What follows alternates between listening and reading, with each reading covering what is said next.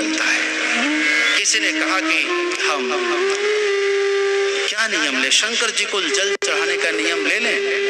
ले लीजिए, अच्छी बात है। शिव जी को जल चढ़ाने का नियम अच्छी बात है। जब तक जल न चढ़ाओ तब तक जल न पियो, भगवान श्री राम का नियम था। जब तक हम शंकर जी को जल न चढ़ा, उनकी राजधानी में, राजभवन के अंदर में, वहाँ एक शिवलिंग है।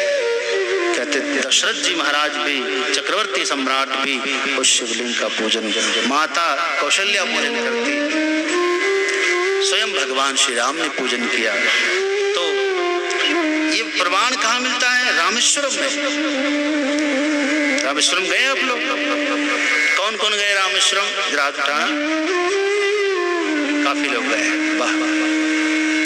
तो रामेश्वरम में भगवान को याद आया कि आज सवेरा हो गया, यहाँ तो समुद्र किनारे, यहाँ तो शिवलिंग नहीं है, शिव जी को जल चढ़ाए बगैर मैं जल नहीं पीऊंगा। तब क्या करूं? शिवलिंग की स्थापना करूं। और वहीं पर श्री रामेश्वरम की स्थापना कर दिए। स्थापना करके अभिषेक किया और फिर ठाकुर जी ने जल दिया। तो बहुत अच्छी बात है, आप भी एक नियम ले लें। एक आदमी ने पूछा कि यदि नियम ले लें और कभी यात्रा में जाना हो, कहीं जाना हो, कैसे इसकी पूर्ति होगी?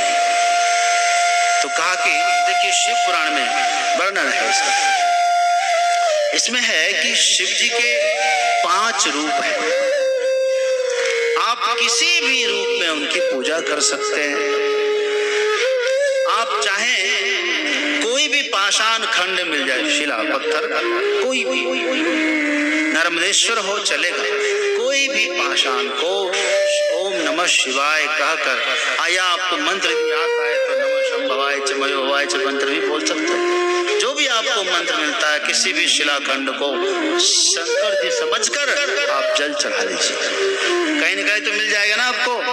बोले सरकार नहीं मिला तब बोले जितने वृक्ष है ना, वृक्ष, ये वृक्ष भी शिव जी के रूप हैं। आप किसी भी वृक्ष में जल डालिए, शंकर जी को जल पहुंच जाएगा। या सोचकर किसी भी वृक्ष में जल डाल लीजिए, वृक्ष तो मिलेगा सब जल। आप यदि वृक्ष ना मिले, ठीक है, तो आप भूमि में जल डाल दीजिए खड़े होकर के, और शंकर जी से कहिए महादेव स्वीकार करें, जल स्वीकार करते हैं। तो शिव जी के तो अनेक रूप हैं। शिव जी की कहीं मूर्ति मिल जाए और तो जल चढ़ा लीजिए। शिव जी का कहीं शिवलिंग, ज्योतिर्लिंग कुछ मिल जाए तो आप जल चढ़ा लीजिए। शिव जी के अनेक रूप हैं। तो जिस किसी भी रूप में आपके लिए आसान हुआ कि नहीं हुआ? हो गया ना। तो आप यह नियम भी ले सकते हैं। अपने कल्याण के लिए कोई ना कोई एक नियम जरूर लेना, इसी से कल्याण हो। मैं अभी आपको बता रहा हूँ, बड़ा सुंदर शिव महापुराण में जो वर्णन है, इसमें आज प्रथम दिन है। प्रथम दिन में 2 कथा आती है, दोनों महिमा के बारे में, शिव महात्मा के बारे में।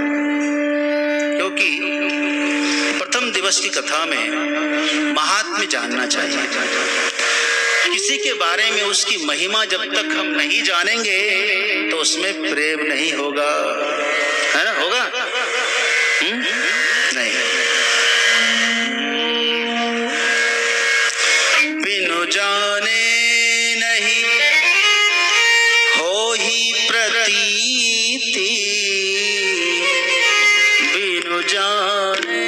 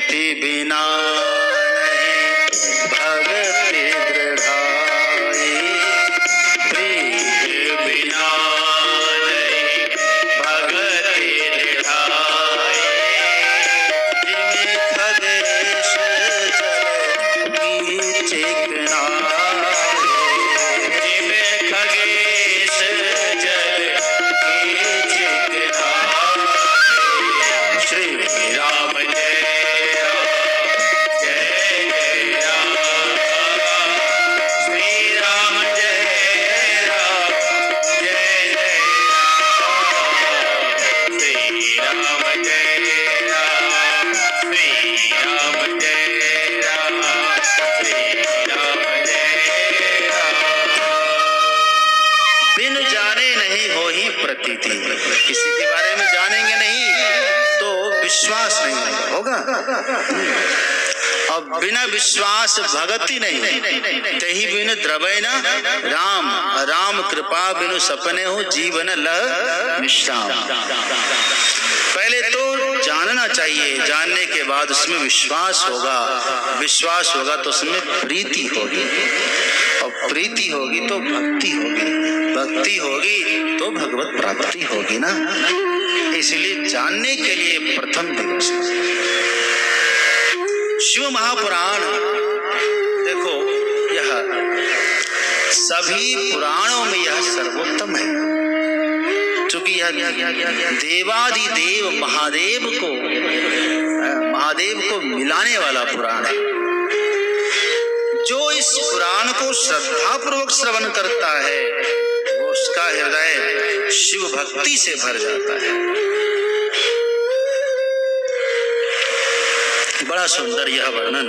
एक बात और कहूंगा कि जितने पुराण हैं, 18 पुराण, समस्त पुराणों की कथा कहाँ हुई है? नैमिषारण्य में हुई है ना। परंतु शिव पुराण की कथा प्रयाग में हुई। कुंभ का पावन अवसर, और उस पावन अवसर पर ऋषियों का सत्र यहाँ एकत्रित हुआ है। सबने मिलकर यज्ञ किया है यहाँ पर। जब जब कुंभ आता है 12 वर्ष में, प्रयाग की धरती पर आता है ना। आप लोग कभी गए कुंभ स्नान करने की? नहीं गए? जरा कौन कौन गए देखे जरा। मतलब काफी लोग, महिलाएं लोग गई। आप लोग नहीं गए कुंभ मेला में? बोले कि प्रयाग नहीं गए, उज्जैन तो गए हो। देखो कितना खुश हो गए। उज्जैन में लगता है ना। उज्जैन के कुंभ को क्या कहते हैं? सिंहस्थ कुंभ कहते हैं। जब सिंहस्थ होता है तब उज्जैन में कुंभ पर्व लगता है। तो कुंभ पर्व पर वहाँ ऋषियों का यज्ञ सत्र प्रारंभ होता है और समस्त ऋषिगण बैठते हैं। श्री सूत जी महाराज भद्र वेदी पर व्यासासन पर विराजते हैं, और सभी श्रोताओं में प्रमुख श्री शौनक जी महाराज, उन्होंने प्रश्न पूछा है। देखो, प्रश्न कैसे पूछना चाहिए, क्योंकि प्रश्न ऐसा पूछिए जिसके उत्तर सुनकर आपका भी कल्याण हो जाए, और जो जो सुन ले आसपास में उसका भी कल्याण हो जाए। ऐसा प्रश्न मत पूछो कि जिससे पूछ रहे उसको भी दुख लग जाए और बाद में आपको कुछ मिले भी ना। ऐसा प्रश्न क्या पूछते हैं? हे सूत महाप्राज्ञ सर्व सिद्धांत विप्रभो, आख्याहि में कथा सारम पुराणानाम विशेषतः, सपुत्रायाश्च सद्भक्ते विवेको वर्तते कथम, स्विकार निराशश्च सज्जने क्रियते कथम। दो चार बातें बड़ी अच्छी अच्छी पूछ ली एक साथ। पहला पूछा कि सभी कथाओं में सारांश सुनाइएगा, यानी सभी पुराणों का सारांश सुनाइएगा। दूसरा, भक्ति के पुत्र कौन कौन है मालूम है? कौन है? ज्ञान और वैराग्य, दो पुत्र हैं भक्ति माता के। सपुत्रा यानी ज्ञान और वैराग्य के साथ भक्ति कैसे बढ़े। केवल भक्ति नहीं मांगा, ज्ञान भी तो चाहिए और वैराग्य भी चाहिए, झंझटों से मुक्ति भी तो चाहिए। निज का जो अंदर का जो विकार है, काम, क्रोध, लोभ, मोह, ईर्ष्या, ये सब विकार भी जाना चाहिए। इन विकारों के हम शिकार बने हुए हैं, इसलिए संस्कार नहीं दिखता है। और इसके बाद ये बताया कि कलयुग के जीवों के पास टाइम कम है। क्या बोले? हमारे बक्सर वाले पूज्य मामा जी कहते थे कि वर्तमान में सब कम वक्त हो गए। क्या हो गए? कम वक्त है। कम वक्त तो लोग कहते महाराज आप गाली देते हैं। बोले नहीं, कम वक्त का मतलब जिसके पास वक्त कम है। आज वक्ता के पास भी कम है, श्रोता के पास भी कम है। क्यों? अभी आप लोग कितने आए हैं यहाँ? करीब 700-800 आए हैं, लेकिन अभी भी 100-200 इधर उधर घूम रहे हैं। उनके पास वक्त कम नहीं है, ऐसी बात नहीं है। उनके पास वक्त है, यहाँ सुनने के लिए ही आए, लेकिन फिर भी कहोगे चलो कथा में, बोले वक्त कम है, टेलीफोन आ रहा है बार बार। सभी कम वक्त हैं यहाँ।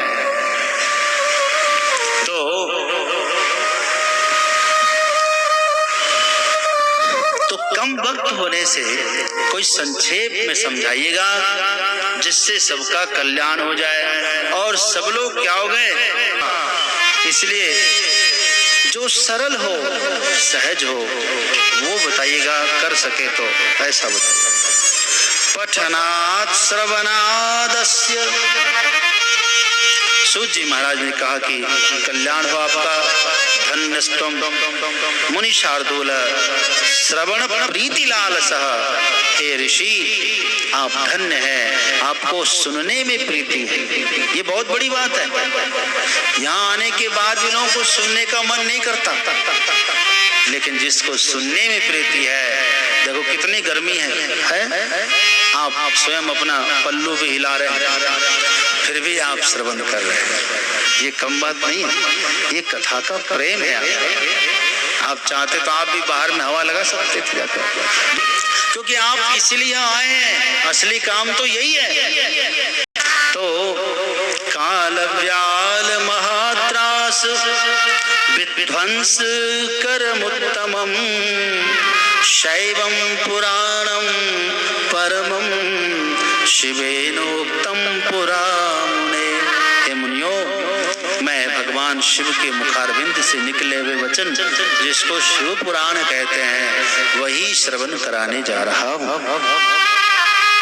जिसके पठने से, पढ़ने से, श्रवण करने से भक्तिमान नरसत्तम, समस्त मनुष्य भक्तिमान बनेंगे। सद्यः शिव पद प्राप्तिम लभते सर्व साधनम।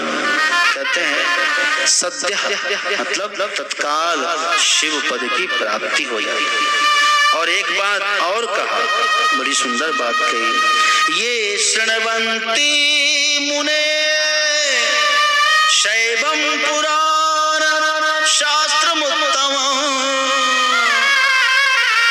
ते मनुष्यान मंतव्या रुद्रा एव न संशयः। बंधुओं, कभी भूल से ये मत सुनना, सोचना कि जो शिव पुराण की कथा सुनते हैं वो कोई मनुष्य है। सुनने वाले भी इसमें रुद्र हैं, कहने वाले भी शिव स्वरूप हैं, सुनने वाले तो शिव स्वरूप ही हैं। इसलिए किसी वक्ता को अभिमान करने की आवश्यकता नहीं। आप सब यहाँ शिव स्वरूप हैं, रुद्र स्वरूप हैं, क्योंकि शिव कथा आपके कान के माध्यम से प्रवेश कर रही है और पूरे शरीर में रोम रोम में भर रही है। इसलिए आपका शरीर भी रुद्र स्वरूप हो गया है, शिव स्वरूप हो गया है।